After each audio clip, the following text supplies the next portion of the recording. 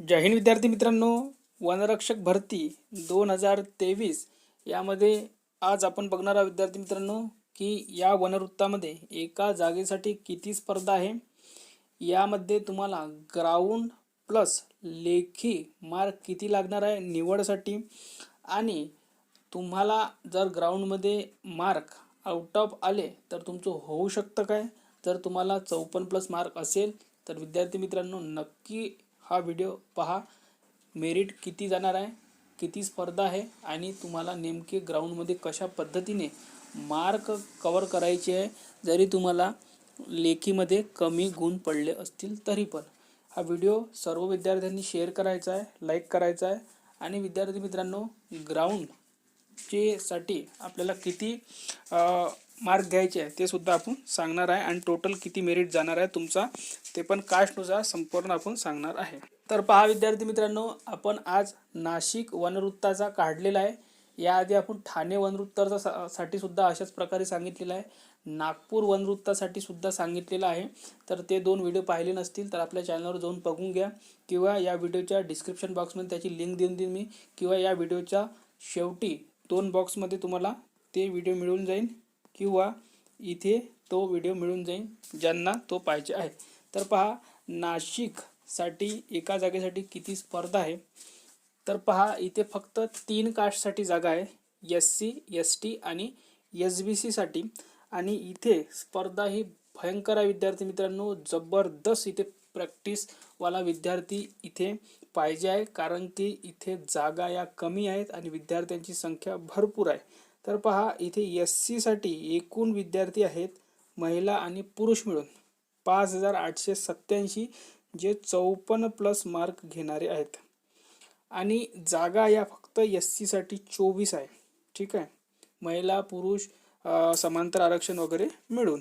आणि बघा इथे पुरुष उमेदवारांसाठी इथे स्पर्धा आहेत, म्हणजेच एकूण पुरुष उमेदवार आहेत 4552, जे 54+ मार्क घेणारे आहे, आणि इथे सर्वसाधारण जागा फक्त 6 देण्यात आलेल्या आहे, आणि पुरुष उमेदवार आहे 4552।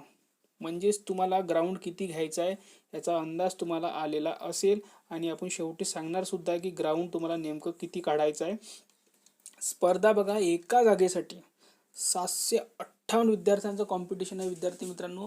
एवढं भयंकर कॉम्पिटिशन हे पोलीस भरतीमध्ये सुद्धा नव्हतं विद्यार्थी मित्रांनो। तिथे सुद्धा जवळपास एका जागेसाठी 100 ते 105 110च कॉम्पिटिशन होतं, पण इथे बघायला गेलो तर 758 विद्यार्थ्यांचं इथे कॉम्पिटिशन आहे एका जागेसाठी। त्यानंतर बघा पुढे महिलांसाठी SC मध्ये जर पाहायला गेलं तर पात्र उमेदवार आहेत, पात्र महिला उमेदवार आहे 1333, जे 54 किंवा 54पेक्षा मार्क जास्त घेणारे आहेत, आणि इथे जागा आहे महिलांसाठी एकूण 7, आणि इथे कॉम्पिटिशन आहे महिलांसाठी सुद्धा जबरदस्त कॉम्पिटिशन आहे, ते आहे एका जागेसाठी 190। म्हणजे तुम्हाला जर निवड व्हायची आहे तर तुम्हाला एकूण 189 महिला उमेदवारांना फेस करायचं आहे विद्यार्थी मित्रांनो, एलिमिनेट करायचं आहे, तेव्हाच तुमचं सिलेक्शन होणार आहे। त्यानंतर बघा ST मध्ये इथे एकूण जे फॉर्म पडलेले आहेत ते फॉर्म म्हणतो आपण 54 किंवा 54पेक्षा जास्त मार्क घेणारे पुरुष आणि महिला उमेदवार दोघांना मिळून इथे आहे 7587, आणि इथे एकूण जागा आहेत 63। एकूण ज्या सर्व बाकी जिल्ह्याचे विद्यार्थी भरू शकतात त्या आहे एकूण फक्त 16 जागा, आणि पेसा क्षेत्रामध्ये आहे एकूण 47 जागा। अशा पकडून एकूण 63 जागा या ST साठी आहे। आणि इथे जर स्पर्धा बघायला गेलो आपण तर एका जागेसाठी 445 जणांचं कॉम्पिटिशन आहे पुरुष उमेदवारांसाठी, मेल कॅन्डिडेटसाठी। इथे एकूण पुरुष उमेदवार पात्र झाले आहेत पेसा आणि जे आपण जनरल म्हणतो ते मिळून काढलेला आहे विद्यार्थी मित्रांनो, कारण की पेसा कोण भरला आहे कोणी नाही भरला आहे ते आपल्याला माहिती पडलेलं नाही आहे। आपण अंदाज यावा विद्यार्थ्यांना त्यासाठी हा काढलेला आहे।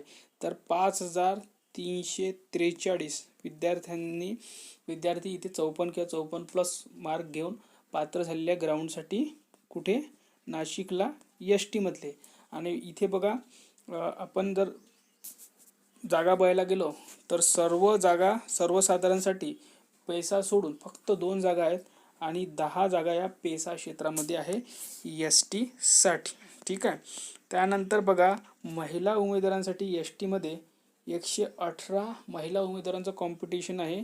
एकूण 2244 महिला उमेदवार या पात्र झालेल्या आहे एस टीमध्ये पेसा आणि जनरल पकडून. आणि इथे जनरलसाठी 5 जागा आहेत महिलांसाठी आणि पेसा क्षेत्रामध्ये महिलांसाठी 14 जागा ठेवण्यात आलेल्या आहे. त्यानंतर बघा तिसरी जे कास्ट आहे इथे फक्त 3च कास्टसाठी जागा आहेत. इथे जर बघायला गेलो तर 143 उमेदवार हे एस बी सीमध्ये पात्र झालेले आहेत. महिला प्लस सर्वसाधारण म्हणजेच पुरुष उमेदवार मिळून.